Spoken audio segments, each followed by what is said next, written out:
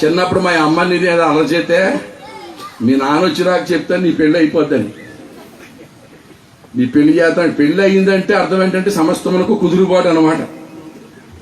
ఇంకా పిచ్చి పిచ్చి వాగుడు అదేమి ఉండదు. కనుక దేవుని బిడ్డలారా, ఓ భక్తులు అన్నాడు, పెళ్లి అయిన తర్వాత ఖచ్చితంగా గొడవలు వస్తాయి. చిన్న చిన్న మిస్అండర్స్టాండింగ్స్ వస్తాయా రావా? మా పెళ్ళి అయిందో మాకు గొడవలు రాలేదో చెప్పాక మేము పేపర్లు అయిన రేపొద్దున పెళ్ళి అయింది మొదలుకొని మా మధ్య గొడవలు రాలేదు, ఒక్క చేయలేగిస్తూ ఒట్టు భూమి మీద. ఒకసారి పెళ్ళి అయిన కొత్తలో భార్యాభర్తలు గొడవ వచ్చి భార్య అన్నదట, ఇది నా మంచం కింద అడుకున్నది. ఆడవాళ్ళు తెచ్చుకుంటారు కదా సారీ, ఇది మా అమ్మళ్ళు ఇచ్చారు మంచం కింద అడుకుని కింద పడుకుని అంటాడు. పడుకున్నాక మధ్యరాత్రిలో జ్ఞాపకం వచ్చింది, మంచం దీనిదే కానీ నవ్వారు నేను కదా కొన్నానని నవ్వారు కోసేసాడు. కోసేది దాబులు కింద అడిపోయాడు, తేలిగుట్టేసింది. గొడవలు వస్తే కోసేసుకోకూడదు, కింద అడుకోవడం మా తల్లే ఇతను మంచం దీనిదే కానీ నవ్వారు నేను కదా కొన్ని నవ్వారు కోసేసాడండి. దేవుని బిడ్డలారా, కోసేసుకుంటే సంబంధాలు ఉండవు, సెట్ చేసుకోవాలి. అయినా బాగా చక్కగా మాట్లాడుకోవాలి. ఇంకొక ఆయన అన్నాడు, పెళ్లి బాగా ఉండాలంటేనట అసలు ఎవరి మధ్య గొడవలు రాకుండా ఉంటాయంటే best marriage is possible between a deaf husband and blind wife అన్నాడు. అంటే మొగుడు చెవిటోడు అయ్యుండి పెళ్ళం గుడ్డిదైతే గొడవలు ఉండవంట. నిజం, చెవిటి మొగుడు గుడ్డి పెళ్ళం అసలు కాపురంలో నో ప్రాబ్లం. హల్లెలూయా. ఆ మొగుడు చెవిటాడు అనుకోండి, మూలుక్కున్నా ఇసుక్కున్నా తిట్టుకున్నా ఆడికి వినపడదు, కోపం రాదు, కొట్టడు. చెవిటోడయ్యా పెళ్ళం గుడిదనుకోండి, లలిత జ్యువెలర్స్ చుట్టూ తిప్పిన దానికి ఏం కనపడదు, మళ్ళీ ఏం కొరవ, మన పర్స మన దగ్గరే ఉంటుంది. అల్లెలు. అందుకే పండితులు చెప్పారు, best marriage is possible between a deaf husband and a blind wife. అంటే అర్థం ఏంటంటే husbands are suppose to be deaf to the murmurings of the wives and wives are suppose to be blind to the attractions of this world. Okay, I hope you got the point. అంటే నువ్వేమో చెవిటోళ్ళలాగా ఉండాలి, నువ్వే గుడిదారులాగా. Action 500. నీ సంసారం సాగాలంటే action మీద పోవాలి, తెలుసా?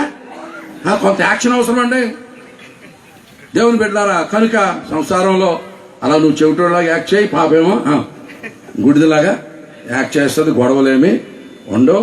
దేవుని బిడ్డలారా, ఆడవాళ్ళు సాధారణంగా నాకు తెలిసినంత మట్టుకు చెప్తాను, అమ్మగారి దగ్గర నుంచి కనుక వాళ్ళ అమ్మ 200 ఎట్టి చీరగా ఉంటే మా అమ్మ కొన్నది అంటారు. మేము 2000 ఎట్టుకున్నా, ఎవరికి చెప్పదు, మాకు మండిపోతాయి.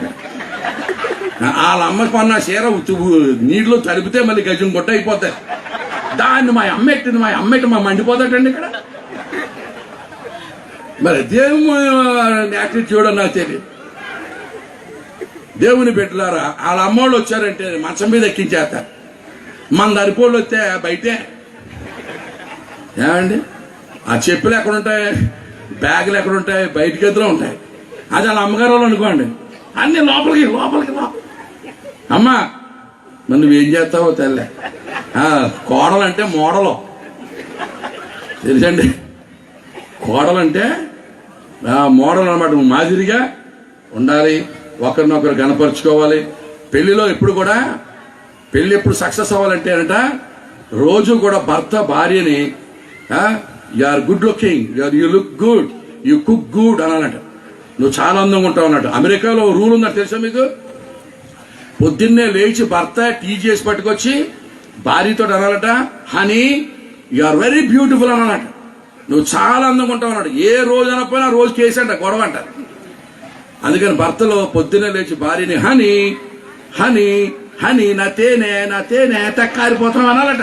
లేకపోతే వాళ్ళకి నంబర్ ఉంటుందంట, నంబర్ నొక్కితే వ్యాన్ వచ్చి వేసుకెళ్ళిపోతుంటే మగవాడికి. నిజం, మన దేశంలో ఆ వ్యాన్ లేక అందరూ బయట లేకపోతే లోపల బ్యాచ్. వాళ్ళకు నంబర్ ఉంటుందటండి, ఆ నంబర్ నొక్కితే వచ్చి మా మొగళ్ళు వేసుకెళ్ళిపోద్దంట. అందుకని అమెరికాలో దొరలో హనీ హనీ నా తేనె అని తిరుగుతుంటారు. మనోళ్ళన కాదంట, మనతో మనీ. ఈ పండగకి ఏం తెస్తా, వచ్చి పండగకి ఏం తెస్తా, మీ నాన్న ఏమి ఇచ్చాడు, మీ అమ్మ ఏమి ఇచ్చింది, నాన్న నువ్వు హనీయా హనీ ప్రైజ్ ద లార్డ్. దేవునికి స్తోత్రం కలుగునుగా. దేవుని బిడ్డారా, ఓ రోజు నేను ప్రసంగం చేస్తున్నాను విశాఖపట్నంలో. పెళ్లి చేస్తూ భర్తలారా మీ భార్యలను అప్పుడప్పుడు పొగుడుతూ ఉండాలన్నాను. అంటే పెళ్లి కొడుకు అంటున్నాడు, నాకు కవిత్వం రాదండి అంటున్నాడు, నాకడు పొగడ్తలు రాబడినాడు. నేను అన్నప్పుడు లక్కీగా పెళ్లి కూతురు పేరు రేఖ.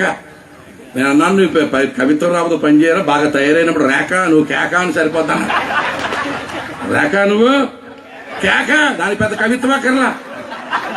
అప్పుడు అర్థంలో చూసుకుంటే బాగుంటుంది అనుకుంటాను. అలా రేఖ నీకే రేఖ నువ్వు కేక. దేవునికి స్తోత్రం కలుగునగా. అలా రోజు నువ్వు బాగుంటావు అనాలేనా? కొంతమంది అంటారు.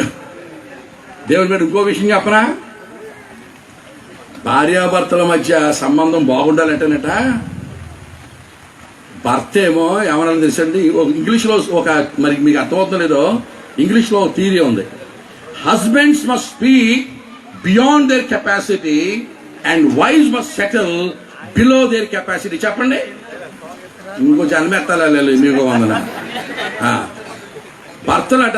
భర్తలో they must speak beyond their capacity. భర్తలో డబ్బులున్నా లేకపోయినా, పర్సు ఉన్నా లేకపోయినా, జీతం ఉన్నా లేకపోయినా, భర్త ఏమన్నా భార్యతోటి వచ్చావు, నాకు చెయ్యి ఆడగానే అసలు ఆడితేనా నిన్ను కాలు కిందెక్కనిస్తానంటే అసలు మొత్తం దిగదిడిపేస్తాను బంగారం, కానీ చెయ్యి ఆడటం లేదు, ఆ టైం కోసం చూస్తున్నాను, అంతాగా అంటుతోందుండు.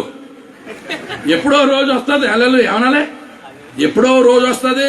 నేను ఏం కొంటానో చూడు, అసలు నేను ఎలాగ చూస్తానో చూడు, నేను ఎలాగ తిప్పుతానో చూడు, అసలు కాలు కిందెట్టనిస్తానేంటి, నాకు అలా చెయ్యాలని ఉంది, కానీ ఏంటండి చెయ్యా ఆటలేదు, అంతవరకు అంటుతూ ఉంటుండే. ఈ భార్య అనాలని తెలుసా, అంత అక్కర్లేదండి మీరు ఉంటే చాలు అనాలట. అదే హిందూ పాటల్లో ఉంటుంది, సినిమా పాటలో పెళ్ళికొడుకు అనాలట, ఆకాశం దించాలా, నెలవంక తుంచాలా, సెగలో ఉంచాలంటాడంటే వీడు. ఆకాశం దించేయమంటావా, నెలవంక తీసేయమంటావా, సెగలో పెట్టేయమంటావా అంటాడట. ఆవుగే కొనలేండి అదవా, ఏం తిప్పేస్తాడట, ఆకాశం దించేస్తావా అలాగే అనాలట. అప్పుడు ఆడ మనిషి ఏమనాలి, దించు అన్నది అనుకోండి, మన సీన్ కాలిపోయినట్టే. సరే దించు అనకూడదు ఆడవాళ్ళు. ఆకాశం నా నడుము, నెలవంక నా నుదురు, చాలండి మీరు ఉండగా అన్నారు. దేవునికి స్తోత్రం కలుగునగా. And husbands must speak beyond their capacity and wives must settle below their necessity, and then that family will go and proceed smoothly for the glory of God. Praise the Lord. మనం మేఘమును బట్టి వెళ్ళాలండు, ఇశ్రాయేలుకి మేఘంతో connection. దేవునికి స్తోత్రం కలుగును గాక. హల్లెలూయా. కనుక ప్రియ దేవుని బిడ్డలారా, దేవుని కొరకు జీవించండి. ఎంత చెప్పినా ఏమండి, ఎంతమంది చెప్పినా ఏం చెప్పినా సారాంశం ఒకటే, బాగా బ్రతకండి, దేవునికి మహిమ తీసుకురండి. ఓ భర్త అన్నాడంటే భార్యతో, వచ్చే మనం పెళ్లి చేసిన పాస్టర్ గారు చచ్చిపోయారంట అన్నాడే. అంటే భార్య అన్నదంట, మరి చేసిన పాప ఉంటే పోతే అన్నదా. అది చూడండి ఎలా బతుకుతున్నారు. మన చెల్లి పాప మనకు పెళ్లి చేసి సంసోన్ గారు చచ్చిపోయారని ఆడంటే, మరి చేసిన పాప ఉంటే పోతే అంటుందంట. మా గురించి ఉంటే ఎప్పుడైనా అలాగే నేనే తల్లి, don't say like that. Okay, బాగా బతకండి, దేవునికి స్తోత్రం కలుగునగా. హల్లెలూయా. మరి వర్షం వచ్చేస్తుంది కనుక ఇంతటితో ఈ మాటలు ముగిస్తున్నాను. దేవుడి మాటలు దీవించును గాక. Thank you very much. దయచేసి లేచి నిలబడినట్లయితే